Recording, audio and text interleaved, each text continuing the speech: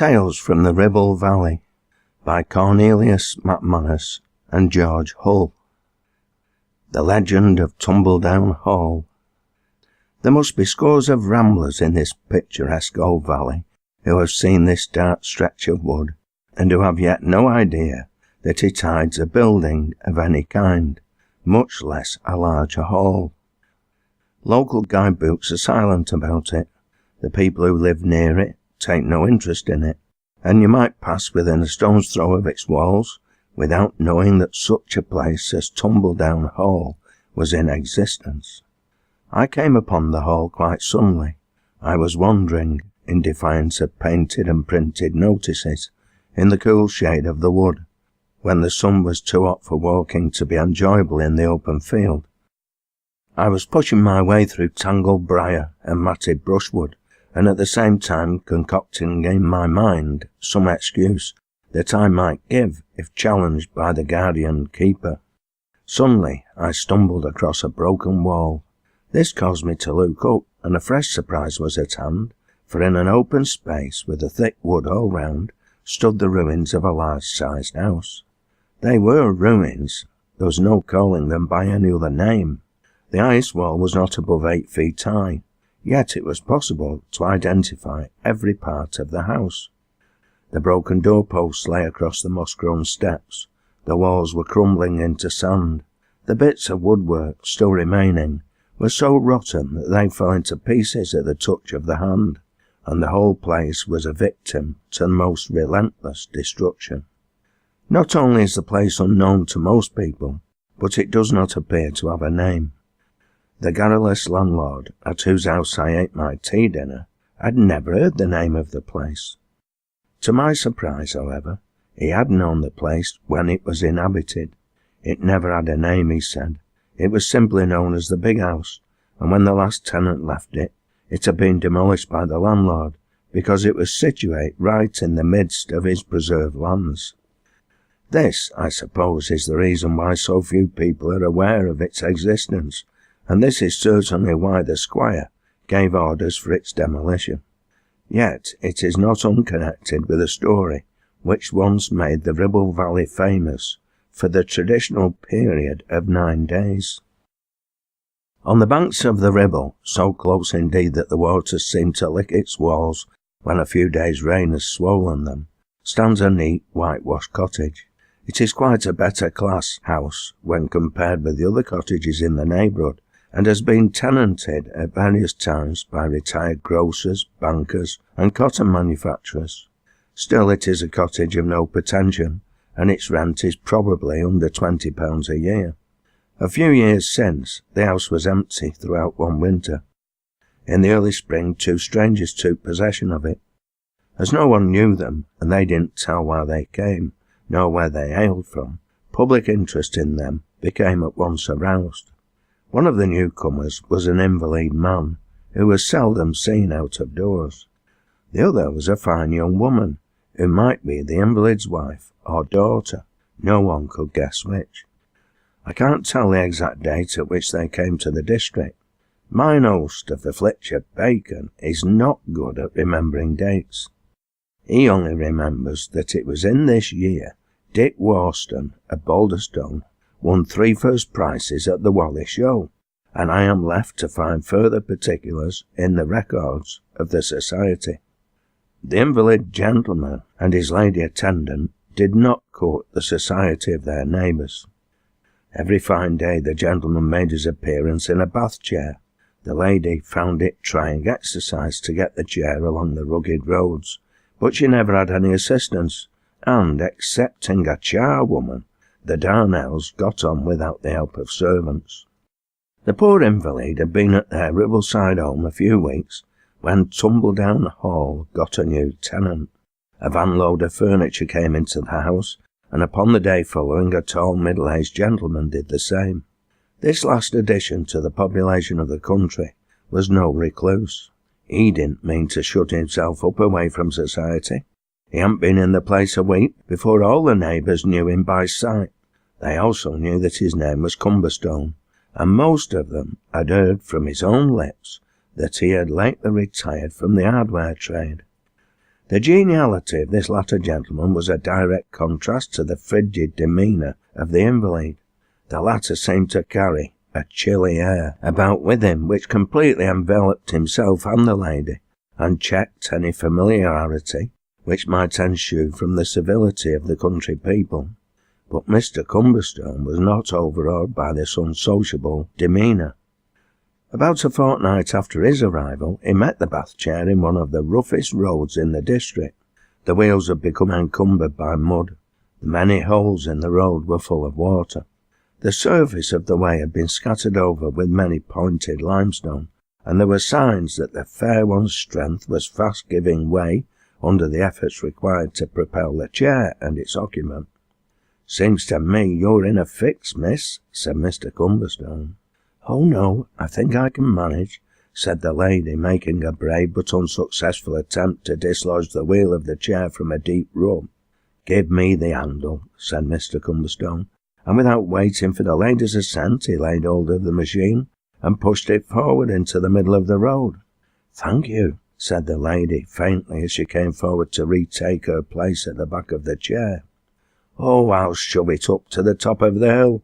It's on my way," said Mr. Cumberstone, retaining his hold of the handle. The lady blushed and seemed to be much embarrassed.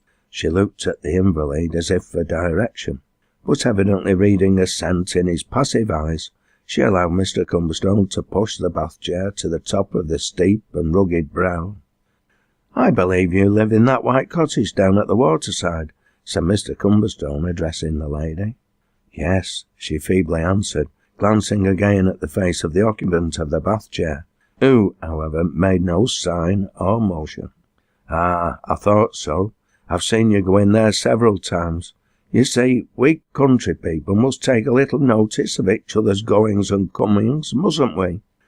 The lady assented with the same feeble yes, and didn't seem at all anxious to prolong the conversation.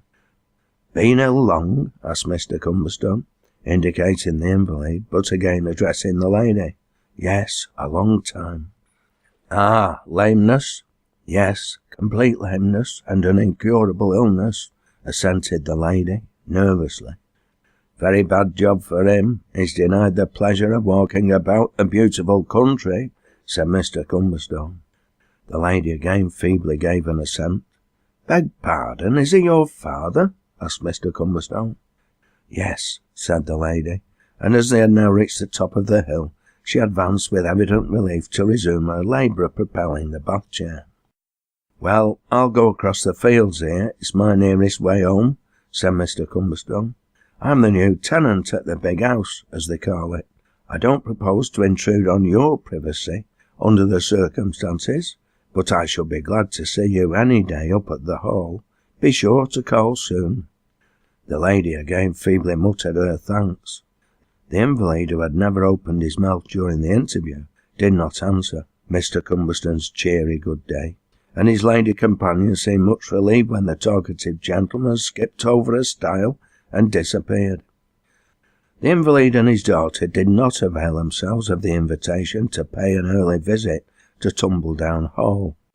It was some time indeed before they were seen out again, and when they did venture forth, the down house seemed to avoid Mr. Cumberstone. Possibly his manner was too hearty to suit an invalid.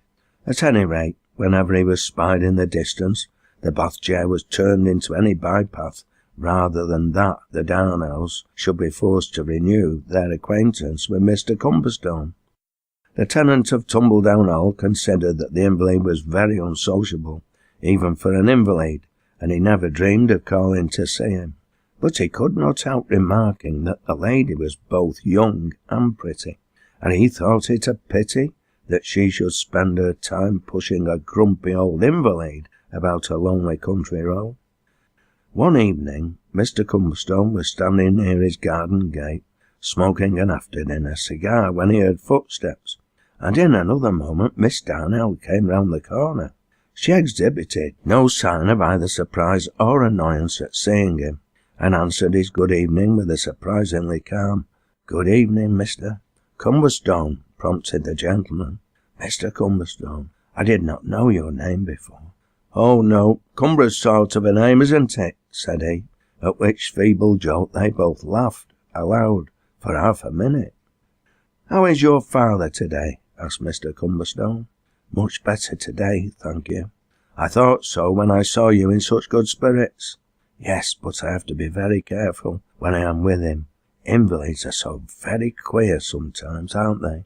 "Indeed they are," assented Mr. Cumberstone. "I'd as lief be a shoeblack as a hospital nurse. My patients won't draw out enough to make me a good attendant on the sick. I confess that mine is almost exhausted sometimes." "I'm sure. And you are taking a walk now to get a breath of fresh air, I suppose? No time during the daylight, eh?" "I haven't much time, and I must hurry home. Every minute I am away will seem an hour to my poor father."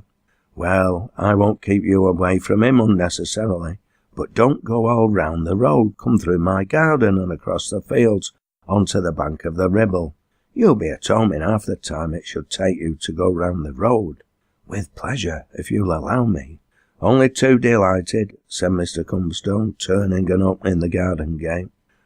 Miss Darnell walked inside, and was conducted by the tenant through the garden and to the path which still leads down to the bank of the river. As they walked, he was profuse in his invitations to Tumbledown Hall. He pressed Miss Darnell to come up any time and bring her father, and she, on her part, promised to try to persuade her parent to accompany her to the hall. A few days after this, Mr. Cumberstone and Miss Darnell met again at the garden gate. Again Mr. Cumberstone conducted Miss Darnell through the grounds, so that she should not be delayed upon her homeward way. When they came near the house, Mr. Cumberstone stopped. "Won't you come inside, Miss Darnell?" he said, persuasively. "Oh no, not tonight. I must hurry home. It's not much of a place outside, but I've made it as comfortable as I can inside. You will be a welcome guest whenever you come. Only," he continued with a laugh, "don't come tomorrow night, or I shall mistake you for a burglar." "Why tomorrow night more than any other night?" "Because tomorrow night I shall have £3,000 in gold and notes in the house."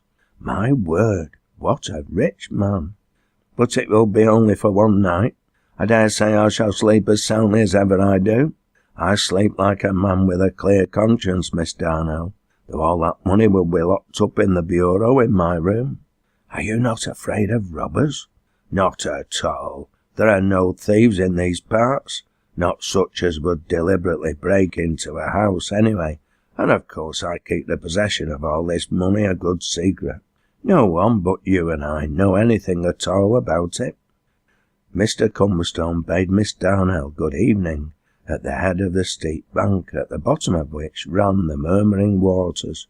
"I won't delay you any longer, as much as I enjoy your company," he said, "and then I always make a point to be in bed at 10 o'clock. There's nothing to stay later for in these parts." The following night, when the boom of midnight from the Preston Town Hall was wafted up the valley, Tumbledown Hall lay in darkness and repose.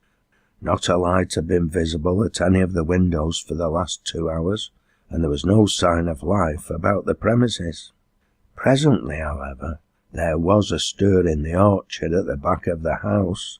2 figures then emerged from the shelter and held a short conference beneath the wall.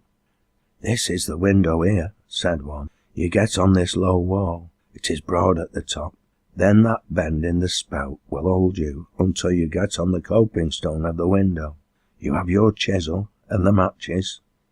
The man who climbed the wall was an expert burglar. In 2 minutes he was in the bedroom of Mr. Cumberstone, and in 50 seconds more his chisel was beneath the lid of the old bureau.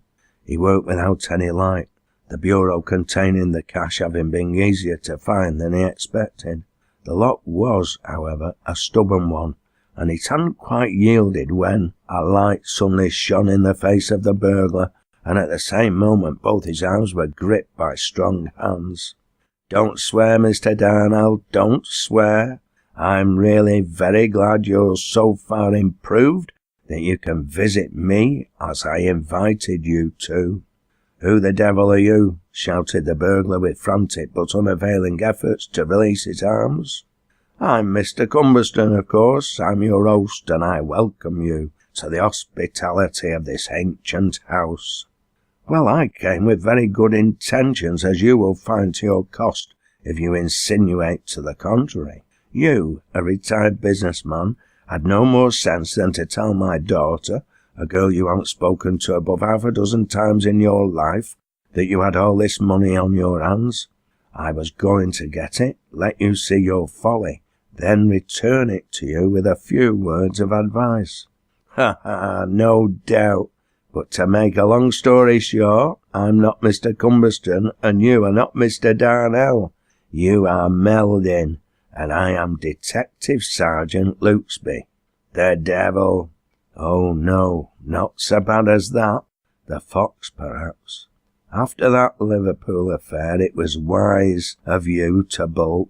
It took me quite a fortnight to find out that you were an invalid down in Ribblesdale here. Good dodge that, invalid. Better than the Southport boatman you were after the Peel Street swap.